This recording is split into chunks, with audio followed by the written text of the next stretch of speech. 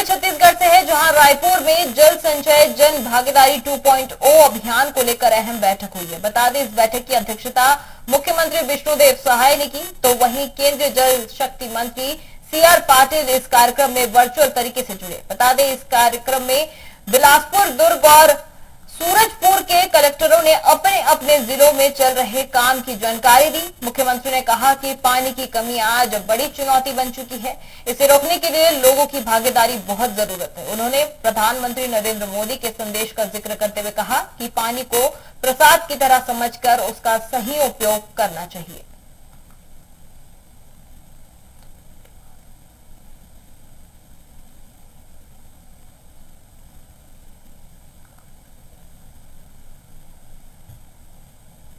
अब खबर रायपुर से है, जहां छत्रपति शिवाजी महाराज की 396वीं जयंती पर कवर्धा शहर में उनकी भव्य प्रतिमा का लोकार्पण किया गया। बता दें, प्रतिमा शिवाजी चौक पर स्थापित की गई है।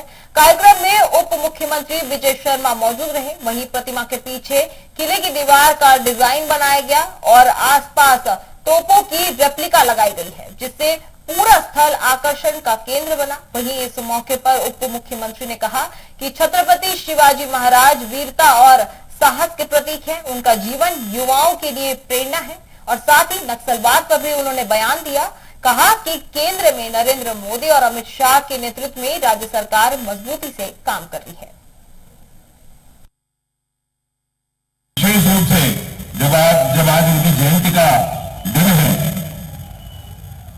और कवर्धा के चौक में जो पहले से ही शिवाजी के नाम पर था, परंतु यहां पर मूर्ति की स्थापना की बात हुई थी, तो आज भव्य मूर्ति शिवाजी की कवर्धा के चौक पर स्थापित हुई है।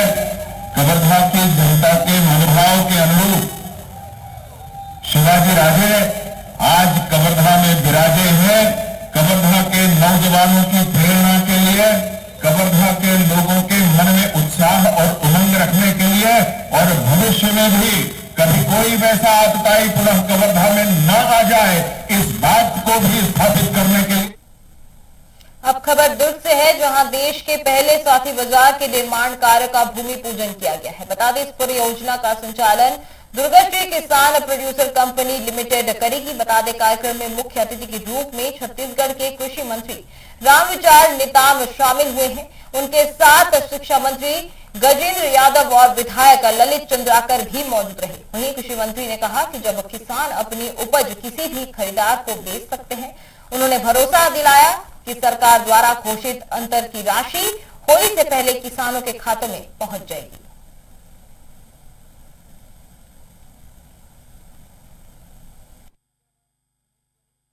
जो साथी बाजार बन रहा है, ये देश का पहला साथी बाजार है जो कि पूरे देश में ये संचालित होना है और दुर्ग से इसकी शुरुआत हो रही है। जो साथी बाजार का उद्देश्य है वो मुख्यतः किसान और महिला स्वयं सहायता समूह के लिए ही है। लखपति योजना, दीदी योजना और किसानों के जो उत्पाद है वो डायरेक्ट खेत से पब्लिक तक पहुंचे, क्योंकि अगर बीच में कोई मीडिएटर आता है तो रेट किसानों को उसका लाभ नहीं मिल पाता है, रेट बढ़ जाता है और आम नागरिक तक भी वो जो पहुंचते पहुंचते काफी रेट हो जाता है। तो इसकी वजह से उद्देश्य यही है कि इसमें डायरेक्ट किसान से जनता को जो है ऑर्गेनिक रूप से जो है उनको उत्पाद मिले। उसके साथ ही महिलाओं को भी जो वो काम कर रहे हैं उनके लिए बेहतर प्लेटफॉर्म मिले और काफी सारे यहाँ पे शॉप्स है जिसका कि लगभग टेंडर निकला था और पूरे जो दुकानें हैं वो टेंडर में जा चुकी हैं।